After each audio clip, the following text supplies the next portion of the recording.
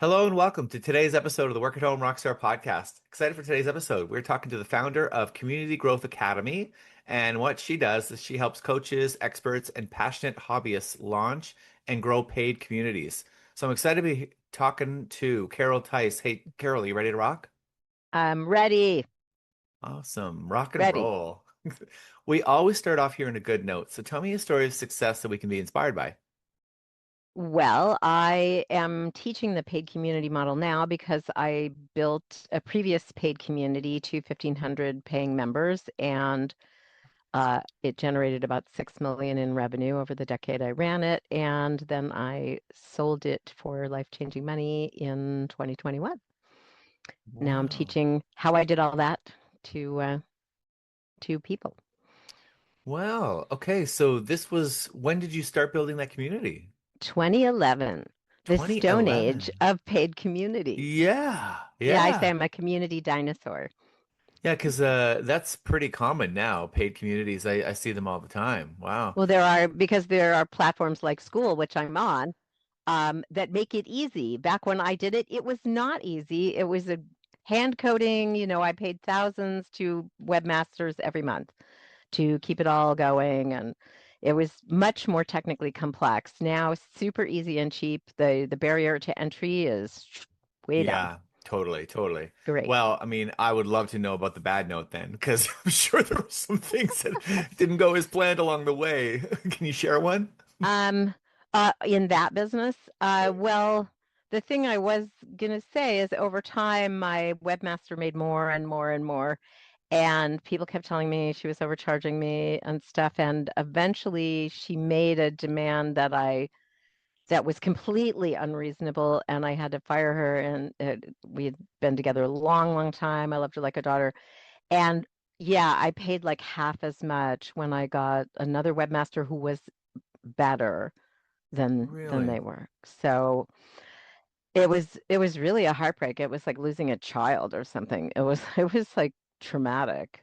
Hmm. I had no turnover on my team, but yeah, it was like way I there wasn't enough profit left at the end of the day, as we went along, the demands got higher and higher, and because That's there was so much to do, hand building WordPress things and making plugins talk to each other and updating them all the time, and running campaigns. It was all so much. And I think that gave her cover to just kind of keep escalating what she was charging me. So wow. it was pretty painful, probably So to the tune of 100 grand or so over the life of the relationship, 100 grand, at like least more that than what I you should should have have, been paying. yeah, in terms of Wow. what I could have put in my pocket if I'd hired better help. So, yeah. I did that Wow. thing where you become friends with with your staff, and they say not to do that, and there's a reason they say not to do that, is that it does blind you to things, and you start to have less and less of a business head about who's in what role and what their income, what you're paying them. Hmm. So yeah, it was pain. It was a lot of pain. So I'm just curious because I'm sure that this probably does happen quite often. And I'm wondering like how did that look like when you started to get word that this person was overcharging? Did that conversation come up with that person? And then how did that person react to that? Um, I felt like what she was doing was essential to the business, and Yes. it was worth it. And I trusted her. I liked what she produced visually. She really was a designer, was her strength, as I learned once I got a real webmaster. And they were like, "Hey, all this stuff's about to break." Like Okay. apparently a lot was not happening actually, even though I was paying a lot. So, Okay. I'm not a technical person, and that leaves you a little open to be exploited because you don't really know what you don't know. Hmm. So now I pay $97 and everything on School just works all the time. And it's amazing. I'm very Yeah. happy. Yeah, it's I think you hit something really good with so the whole thing about, and by the way, I am a webmaster. So I guess that's my main business is my wife and I work Aha. together. She does a lot of the graphic design stuff, and I do all of the like tech stuff, the programming stuff. And I've had this conversation so many times before. It's very, very, very, very difficult to find somebody who can do both, right? Like you're It's like either, she was good at the design yeah, and kind of she brought in someone on her team to do a lot of the tech and stuff, there you but go. That makes sense. I don't know. Um, Thankfully, it's 5 years, 6 years in the past now, and life has continued. And Yep. I was able to say I wouldn't have been able to successfully sell that business if I had not gotten the new webmaster who cleaned up the back end of it. Oh, absolutely. It would Absolutely. have been a lot of cost on my end in the sale process otherwise. Well, and I think that I think for anybody listening, because there's two sides to this. There's the side of her and there's the side of you, right? So the side of her, I'm just gonna guess is that because I've seen stuff like this before. As soon as things get out of your realm of expertise, all of a sudden you think it's worth more, right? Right. It's Because worth a lot to me because it would take me all week to do one tiny thing. right. So yeah, that's very high value to me. But it's But also high yeah, value to her because let's look at it from her perspective. So if she's a designer and not a coder, and all of a sudden she has to do all this code, imagine how much longer it would take her to figure all that stuff out versus someone who actually is a coder. So all that would be charged out to you. So it's possible, and I'm not saying it is the fact, but it's possible that she was not purposefully overcharging. She just didn't mm, know what she was doing, and it was taking her twice or three times that's as long. entirely possible. I Right? don't really know. We don't really talk anymore. Yep. So I don't know. I just feel like over time I came to be seen as a real cash cow opportunity. To work with someone in a small business setting and not have to do big corporate, but to earn really well. And because I paid everyone on my team really well, Yep. because that was Yep. sort of part of my philosophy. Yep. Wow. So I think what people might be able to learn from that is two things. On the business side, on your side, if you're starting to jump out into areas that you don't know, that doesn't mean you charge more for it. It actually means you charge less for it, right? Because I'm sure if she had That'd been be charging nice, you pennies for it, right? Then you wouldn't have never gotten rid of her. She would have possibly. managed to keep that position for quite a while. Well, and at one point I offered her equity in the business in exchange for a Wow. project I wanted done, and she turned it down for the cash, That's which odd. I think played out very badly for her because I did have a Absolutely. successful exit and I paid out everyone on my team. I didn't have a um, written profit sharing, agreement with them or anything, but I just based on time of service and what they were earning, I handed people money Wow. when I quit, 20 Wow. grand out the to my team. Just no obligation, but I was like, yeah, this wasn't possible without you and you need to find another job now, most of them. And, I want to give you some money to cover that, time of hunting around. So, Good. Good. So what did you end up learning from that experience then? um, well, I feel like that experience rolled into the experience of selling it and really seeing how a buyer of a digital business looks at your business versus how you look at it. Mm. So, and there's a big difference. For Yeah. me, I feel like we've jumped to the end of my story of the story, but um, this is something that not many online business owners achieve, especially coaches. Coaches tend to be the business, Yep. they're selling hours or small groups, and they can't, if they go on vacation, that's a week they don't get paid. There is no exit, there is no retirement plan where they get an exit with a lump of money that sets them up for not having to work. And that kind of breaks my heart and was a big motivator in me starting Community Growth Academy.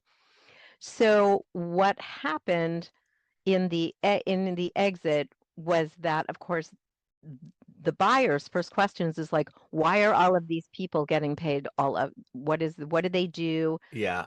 And who can I cut? What can Hmm. I cut out? And this business began, it served freelance writers, which I was one of and still am in my free time. I ghostwrite books. And I came out of, journalism and writing and had ramped my freelancing business to six figures during the 0809 downturn. Well, And because I was at like 50, 60, and I was like, well, I want to go to 100. And the fact that the economy is crashing and burning is a macroeconomic thing that doesn't matter to me. I'm just one tiny me, that I these things. It's like when you're body surfing, I can just let that wave kind of go over me and duck under and keep swimming. mm-hmm. And I gradually became aware that many other writers did not have the same attitude I did, that they were starving, they were writing for content mills for $5 an article, and I was very upset by that. And I basically wanted writers to stop getting ripped off and avoid scams, which there are a lot of scams that target writers. And I started a blog originally to kind of get out, share what I knew. I wanted to write a book about freelancing. And I thought that would sell 1 million copies and I'd be rich because I didn't know anything about online business or book sales. But eventually I joined a community for bloggers to learn how to be a better blogger because I was running a blog and trying to monetize my blog. And that's where I discovered paid community. And I went, this is amazing. I love it. I'm learning so much. This is a fantastic format. And there's nothing like this for freelance writers, and there should be. And that was sort of the beginning of the journey to starting that community. And so it was really half business, half hobby gone mad. Right. I want to say half passion project to, I thought of myself as like a crusader against writer scams and for fair writer pay. And I really wanted to elevate the whole industry. I had these lofty goals. I wanted to influence a lot of people. And that format of it's 25 bucks a month, no obligation, leave any time, allows you to do that, as Yep. opposed to selling high ticket coaching and coaching 12 people a year. That's making no impact on the industry. Yeah. So so I had a lot of that. It's kind of a crusade and also a business. And when a business buyer comes along, it's only a business. Yeah. They're just like, what's the dollars and cents here? So yeah, they were like, all of these people are too expensive. Some of them are not needed. One of them actually ended up continuing on. And the first thing they did was, of course, raise the membership rate to 40, which I was always hesitant to do because to me it was against mission, which my mission was to impact as many people as possible. So you raise the price, fewer people can afford it. Yeah. And I just never wanted to do so. There were decisions I was making that were not strictly business decisions, that were more about, I was making enough money. I had a 5 bedroom house on Lake Washington in Seattle. And, we went on vacations and I felt like I was making enough and I wanted to pay my team well and have a great lifestyle. And, business people are just like, how many dollars can this throw off for me? Mm.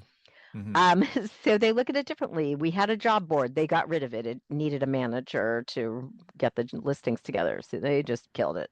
I thought it was really important. They look at it differently than you do. They do. They do. And I had some coaching programs going on in there. And I actually hired a business consultant, did 10 grand of business consulting because we were stuck at 1,000 members and I wanted to grow to 1,500. I'd figured out that was where the math was going to make sense to sell it, that I needed to grow another 50%. Right. And she was like, get rid of it. Stop selling the coaching program. Stop selling all these other side projects you have. All roads lead to Den membership because that's the cash cow they're buying, you know? Wow. And she was totally right. I just shut down all my other offers and all roads were join the Den. And, you know, that is what worked to get Yeah. us to 1,500. Well, I'd like to think that there's sort of somewhere in between those two things, right? Because I mean, would the community have grown to where it was had you, not paid your team as much, or had you not had this crusade, right? I mean, all these things all led to the point where, Maybe. you probably worked tireless hours because you had a big why, right?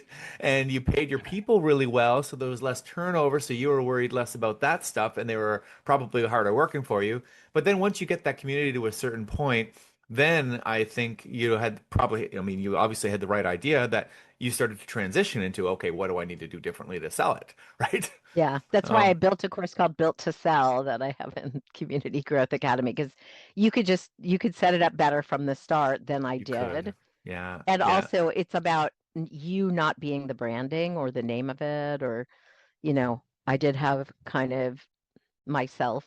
Cartoon me was like all around the branding and yeah, it all had to be kind of changed over and cleaned up so it was the kind of thing anybody could operate and Yeah. wasn't about me. But yeah, that was one of the reasons I wanted to sell.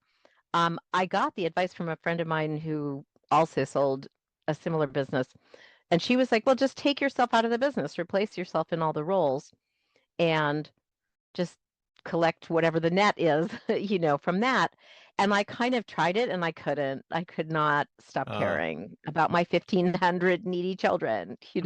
yeah. I wanted them all to succeed. And I'm hopefully at a little bit more of a reserve of a business-like attitude with Community Growth Academy.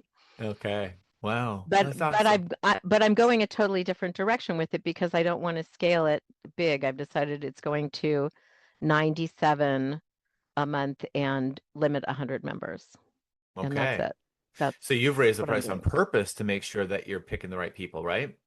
Well, and because it's going to be a small exclusive community, it's sort of a whole different vibe. Hmm. And I've just learned that, prepping and launching and running a community is complex. There is Yeah. a lot to it. And I'd like to just really support my people. I don't really need another big exit. I did that. I'm good. Hmm. Um, I I could sell this thing, I guess, but I'm not thinking along those lines. This is sort of my semi-retirement project. Yeah. That it's in a way it's my give back. To just try and create the kind of great life that paid community gives you for other people Well, and because it's amazing. yeah, and if we circle back to, your original bad note, which was, getting a little maybe too close to some of the people in your team, uh, having that attitude of like, okay, I'm just going to build this to sell, even though I may never sell it, it probably would mitigate that quite a bit. Now, all of a sudden, you're making choices. If you are going to make choices to get close to your team or to pay them more, then these are all very conscious choices rather than just, oh, well, they deserve that, so I'm just going to give it to them type thing, right? Yeah, I'd say it's all easier to do the second time, Mm, yeah. around. I always felt a little bit like I used to feel it was tightrope walking across the Grand Canyon. You know, I'm not a marketer. I had not sold anything online before I started this, and I just kept pushing myself out completely out of my comfort zone. I would do live 1 hour events that sold a class that would have, I need to make 50K off of this riding on it. And it would be so intense. And I had, you know, three young kids at home, two of whom have special needs and might just start wailing or anything at any time. Wow. Um, one of them used to come in and put post-it notes in front of me. I was doing these things, and I'd be like, I can't talk to you now. Just I don't know. It was always just a crazy ride, but literally I think we never lost money on anything we launched except for one thing. That was towards the end, and that was what cued me in that we needed to look at this webmaster. It's like she made money and I Ah, didn't. yeah, the That the was tech a wasn't quite up to. moment of insight, yeah, on that. Okay, wow. Yeah. Okay, well, let's talk a little bit about your jam room because I see a nice view back there. What's going on with this? So I live in a van. Yeah. We sold our house. We bought the van in 2021 in 2021 when I sold the business and we did a tryout trip in it, thought we really liked it. Um, and we were thinking about downsizing the big house when our kids graduated, and the last one graduated. And then we looked at each other and said, "Where do we want to retire to?" And we were like, "I don't know. And so then we started to drive around to try and figure out a place that checked all our various boxes. And we kind of didn't. And eventually we came to feel that the RV this is the downsizing that I Yeah. want. And then Yeah. in 24, uh, kids kept coming back in. They were bouncing back. And then we hit a point where no one was there. And literally the next morning, like after one moved out, my husband looked at me and was like, "We should sell the house now, shouldn't we?" And I was like, "Yeah, probably should." And so we did, like a year ago summer, like a year and a half now or so. And yeah, so we've been full time in the RV ever since. We're currently at the epicenter of RV existence, Quartzsite, Arizona, which you can see a little of back there, just here on Bureau of Land Management, cheapo land, hanging out, doing whatever we want. We can bike into town and play bingo or go line dancing or Oh, that's awesome, eat Carol. at You a know that's restaurant, but we're basically, out. We're you have to be totally like self-contained here. You're not on electricity or anything. We have solar and have Starlink will travel. That's my motto. That's So awesome. That's my yeah. my goal. I actually it's been in my long-term plan. Like our kids are now almost out. I'd say in the next 4 or 5 years, like they're out of high school, but still not quite out yet. But I think it's probably going to be a similar situation to you. As soon as they're out, it'd be like, let's sell now. Like, get, Well, I mean, I'm glad we were still there for the few years that we were. That was Mhm. probably good. We do have special needs kids, and they're sort of slower launchers, maybe than, they didn't sail off to Colombia or something. They continue to need our support, but I have now solved their problems from the RV many times, and Wow, we did this last winter as well. We tend to be in Seattle 6 months of the year, and down warmer places the other half. that's amazing. So and it's like we could always drive to Phoenix and get on a plane and go be there if we need to. So yeah. So no, you mentioned earlier that I mean a lot of this stuff that you've been doing has been fairly new. Like you're just sort of figuring out as you go. But like you also mentioned that you hired a coach at one point too. Is this something that you've always done? Like have you always been hiring help to help you with this thing? Well, I had mentors from pretty early on the blogging side. Okay. I got into blogging in like 2008. Blogging was really kind of just taking off and becoming a major way to create an audience and, Hmm. then monetize that. And I always say I was like discovered on a, virtual bar stool at Trafts by one mentor who is still really a big part of my life. John Morrow, he was then an editor at Copyblogger, which was one of the biggest copywriting sites. And he then had me write some things for them and just it sent a ton of traffic to my blog. He shared a post of mine to his audience, and he's a super inspiring person who can only move his face due to spinal muscular atrophy Okay. and was supposed to die when he was 3. So, what's your excuse for not having a successful online business, folks? Yeah. It's inspiring. But what it gives him is time to think. Mm. All he does is think about how to do this better. And so he's always just this fount of information. He knows everything about his metrics. I was never a KPIs person. And, he's like, you have signed up 100 people on your affiliate link, and that means 20 of them will buy and one will get a refund. And I'm like, how do you know that? He's one of those people who just have his system so dialed. Mm. He's always like been like that. And that's how I ended up with Community Growth Academy is really he called me up because he was doing this new program called the Hands Off Creator and where they do the marketing and put up your course for you and do things. And I was like, well, I can't do anything else because I have a non-compete. I sold my business and all I know is freelance writing. And he was like, and what did you learn in a decade of running a paid community? And I was like, oh, paid community. I love paid community. I can talk about paid community all day. I love it. Um, you know, you need mentors because you don't know what's in front of your face. You don't know you don't understand your gifts really. We're all just head down grinding it out, and and the years are going by and you're not realizing what knowledge you're accumulating. And as soon as he said it, it was like I just was sucked back into the world of community, because I did miss it. I was gainfully employed. I was ghostwriting books and doing well with it. Um, but that's only influencing one person's business. That you're back to the sort of Yeah. limited impact. Um, and the power of being able to influence that literally like 14,000 people came through Freelance Writer's Den in the time I owned it. You Wow. know, that's really so gratifying. This past spring, we went to Europe and I got to meet like four of those members in person who live in Paris and Amsterdam and in Portugal. And I mean, one of them was literally like, it's just not a joke that you changed my life. Mm. It's very, you become friends with these people and they become your raving fans on social. They're constantly sharing your stuff, talking about your expertise to people. Um, I love this model, so I'm excited to be back in it and teaching it. Well, okay, well, let's just roll right into that then. So tell me what's exciting in your business.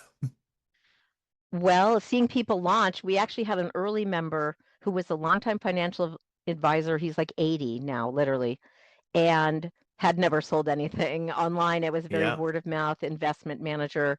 And he was in a couple of free Facebook groups talking about investing and had a book of past clients. And he just told them he got in the community. At first, I told him you should set up a community. I met him because I ghost wrote his book. So he had a great calling card for setting up a community.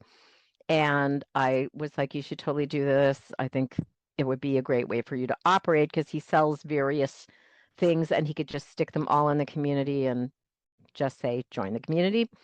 Um, and at first he was like, no, I don't want to learn anything new. And he ended up hiring a marketer to do his whole launch. He ended up Wow.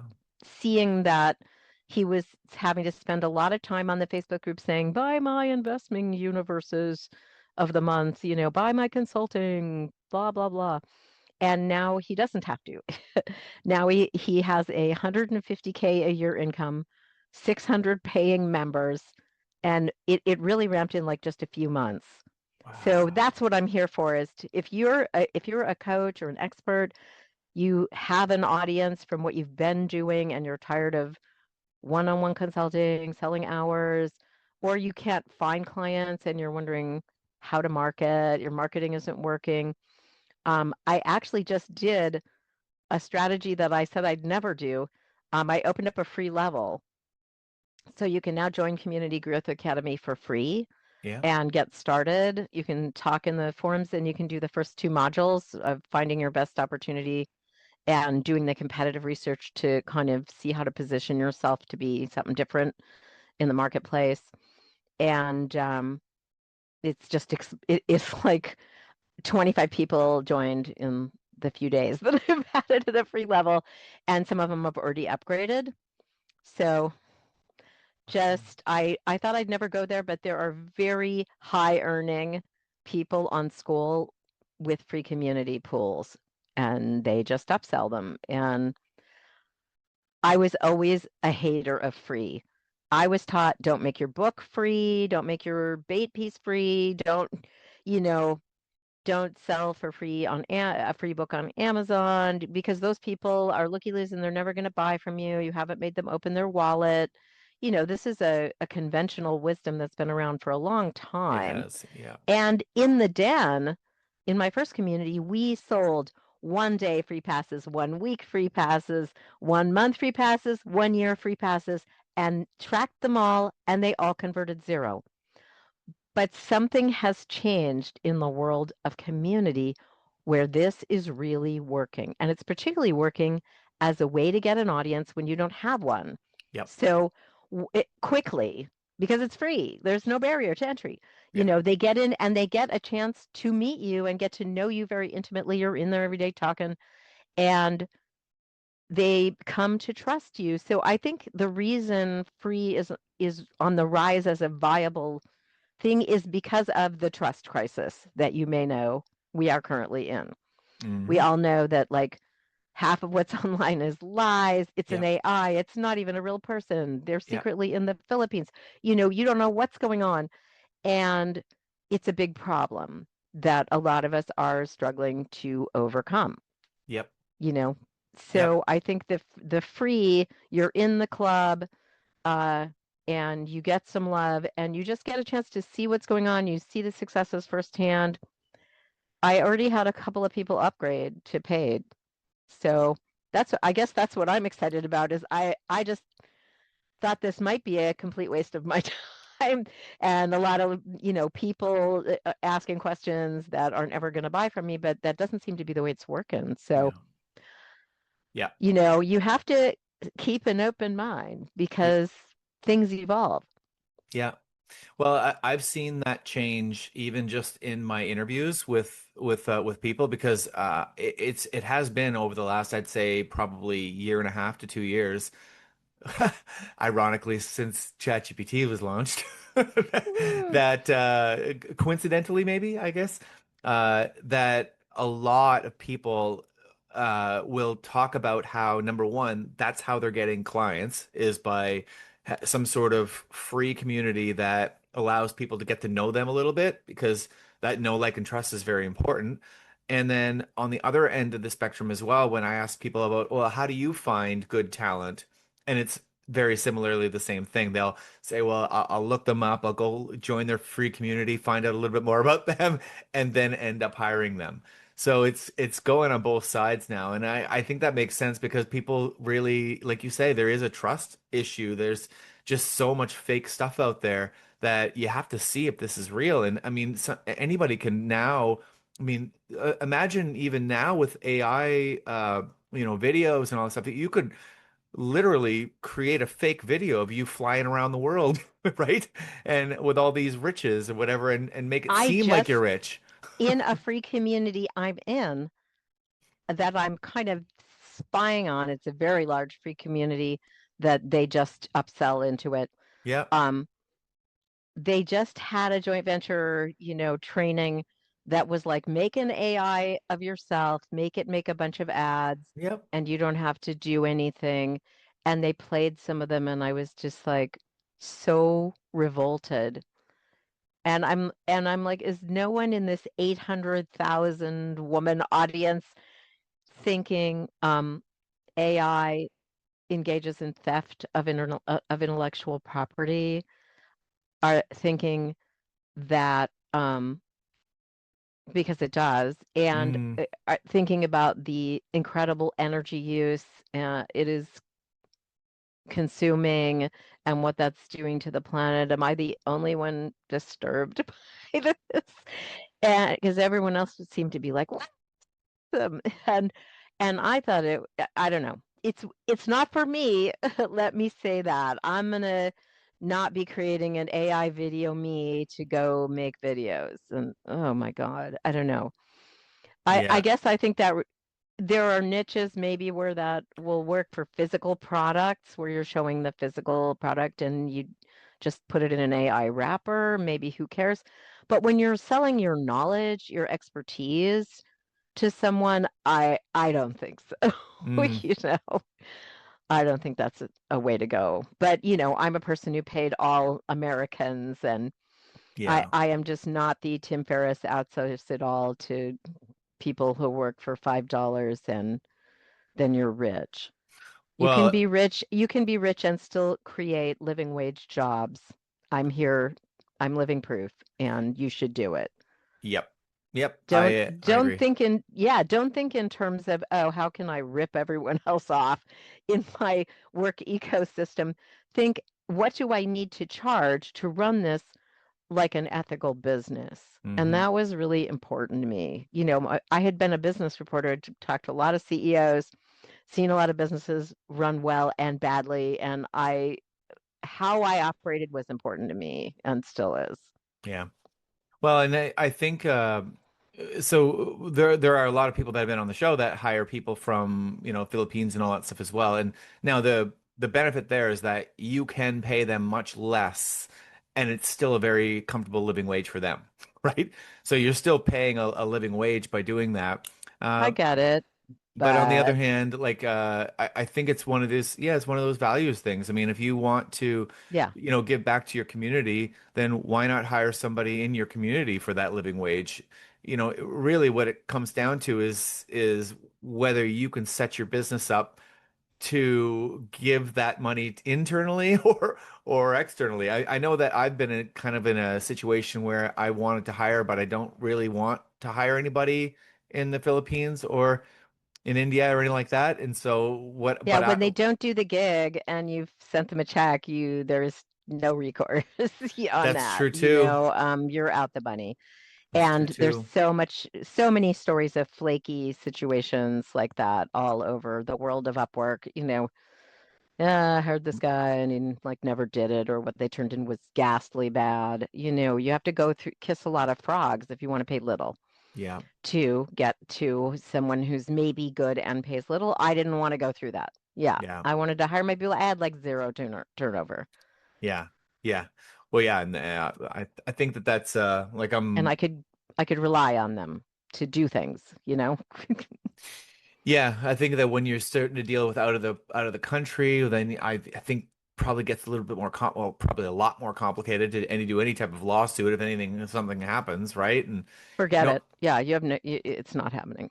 also It's depending just on your area of work, I mean, now actually there's potentially some privacy issues as well with things going overseas. I mean, there's lots of but now yeah. on the AI front, though, the AI front is one of those things where if that's what you're looking for, if you need to hire somebody that's going to be less than, your business just isn't a place where you can actually hire another local person, then there are a lot of things that AI can help with that it will speed up your workflow quite a bit. But like you say, I don't because I actually did. I'm a tech person, so I embrace AI big time, and I've been using ChatGPT for quite a while now. And I just started looking into some of those AI clones and all that stuff and the video stuff, and I don't think it's quite there yet. It's For still sure too not. it's Yeah. still too noticeable. But I can see where it's going, and I do think that unfortunately or fortunately, depending on how we want to look at it, that hmm is where the world's going. We're not going to be able to stop that. Now, Yeah. Well, as a creator of a lot of IP, more than a dozen books of my own, more than a dozen ghostwritten books, hmm thousands and thousands of articles. Um, we need to get out of the Napster phase where AI is just ripping everybody off and into the phase where creators are compensated for this before I'm gonna get real excited about doing something like that. yeah, But yeah, I guess these are all decisions about how you run your business and yep, how you want to show up. If you want to use ChatGPT to help outline your article or your book you're writing, that's behind the scenes and doesn't hit your credibility. I think you need to really watch out when it's things that hit your credibility and your authenticity and showing up in the world. yep. That to me is you should probably think pretty hard on that. I also have a feeling, well, I mean, I can typically tell what is written by AI versus what is written by a person. Yeah. And I think that, and like you say, there are plenty of things that AI is better for. You probably should use it for, creating, maybe some summaries, things based on an original work. I mean, it's going to just do it so much faster than you're going to be able to do it. But writing Well, I something mean, we're original, we're all we're all interacting with it. Chatbots are asking you questions yeah, and answering questions for you. It's like there's probably no person with the internet who is not yep, interacting with it, whether they like it or not. that's right. But I think you have to think about it as it gets closer to your brand identity. Yeah. And I think the more people that use it responsibly and also because what I fear is that people are going to sort of reject. And then if the more people that reject it that have good morals, right, then the less likely it's going to actually change. It'll Hmm. probably just go down that direction. But if a lot of good people start using it and start noticing, I mean, one of the things that we've noticed is that when ChatGPT was launched originally, it was like this beta thing. It was just, let's just throw it on the public and see what happens. And like they'll give us feedback. And so the more good people that are using it, the more good feedback they'll get, the probably the better direction that it'll go in. That's my fingers crossed. So we'll see how that Right, goes. right. But I don't know. We shall see. But yeah, yeah, for now, I mean, community is sort of the antithesis of using AI. And though I gather agree. you can train an AI to leave your comments in the community. You And I was can. just like, that is the last thing I'm doing. Just this is to me, community is about authentic human connection across geography, Yeah, totally. bringing people together who have a common interest, a common desire, need a common transformation in their lives, and the magic of bringing them together and letting them become friends with each other and help each Hmm. other from all over the world and having a robot, inserting a robot of answers into that or something, just, I don't know. It's not Yeah, for me. doesn't sit well. Let's just say. So Maybe it's Carol, for other people who don't care as much about the experience they're giving people in their community, but it's not for me. yeah. So how do we find out more about you and your community? I'm at Community Growth Academy on School, and I usually give it's like school. I have to look up the best link for this is to go to uh, school.com. Yeah, and that's spelled SKOOL for anyone who doesn't know. Okay. School.com/community-growth-academy/about. That is where the page where you will see testimonials and see me and my video about what's going on in the community and test and all kinds of things. Oh, that's Um, awesome. See me on other podcasts and talking about community and why it matters. And And as it, there's a free case study you can grab on there. There's a link in the community box that says free case study, and that is the in way too much depth story of exactly how I built and sold Freelance Writers Den. So if you'd like the full blow on that, you can grab that. love that. Right on. Well, that's excellent. So this is going to be probably might be the hardest question of the day, Carol. Who's your favorite rock star? Ooh, only one? Yeah. No, you can We were, mention a couple. I don't know. Bono. Mm, Um, I'm listening to a lot of Led Zeppelin lately. They've really? aged really well. Yeah. I don't remember that I was that into them when I was back on my dichondra lawn with my yellow Loop radio, getting suntanned, growing up in the San Fernando Valley of LA, listening to 93 KHJ. Uh, but but like over time, they I don't know, they've worn really well. They've Yeah. worn really well. That's Uh, Roger Daltrey, I'd say, right on. just to name a couple off the You're top. into the classic rock. Of course, they don't Yeah, make music like they totally. used to. They do not, but they make it the way they make it now. And just think 20 years from now, those people who are listening to that will be listening to that on the oldie station. Oh, that's And awesome. that'll be the old rock, and we'll be dinosaurs. Well, do you know what's interesting? So I know I don't have a whole lot of time, but I host jam nights regularly, and I've been bringing in younger bands to come play, and it is great. They are playing the classic rock. They're playing the Led Zeppelin, and it's so cool to see, the 20 somethings and even the high school kids playing Led Zeppelin. It's so cool. They all know the classic rock from Guitar Hero and cartoon at the end of animated cartoons. Uh-huh. Like the Shrek cartoons use a lot of classic rock. Um, so it's like it all gets rediscovered. That's how my kids know a lot of it, I or love from us, that. inflicting it on them. It's probably us. Yeah, Awesome. Well, thank you so much, Carol, for rocking out with me today. This has been a lot of fun. my pleasure. Awesome. To the listeners, make sure You go to workathomerockstar.com for more information, and we'll see you next time on the Work at Home Rockstar podcast.